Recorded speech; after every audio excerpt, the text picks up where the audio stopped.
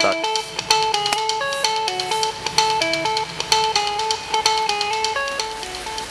V najnovšom už v 8. vydaní magazínu Áno si môžete prečítať článok o neziskovej organizácii Voices, taktiež článok s názvom Som optimálne mystický, alebo o slovenskej hudobnej skupine Švepes, taktiež o bezdomovcoch, aký majú život a aký život nemajú, čo je naša nová rubrika a plánujeme pravidelne prinášať články z ako keby zákulisia ľudského života. Zaujať vás môže aj článok o káve, ako by mala vyzerať a ako by mala chutiť.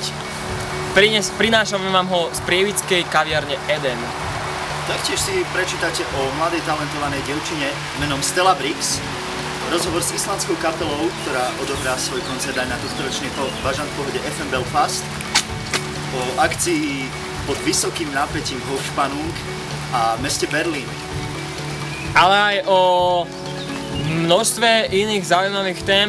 Predstavím vám aj 4 slovenské festivály, teda respektíve vás pozveme niekam. Všetko sa dočítate 4. júla a čaká vás nová ilustrovaná obálka a vrátili sme sa späť na mesačník, čo by sme vám vysvetlili tým štýlom, že to bol len pokus na čitateľoch. Každodennosť versus vzácnosť. Zistili sme, že čím každodennejšia je daná vec, tým je menej vzácna. Príjemné čítanie a málo dažďa v prázdninových dňoch.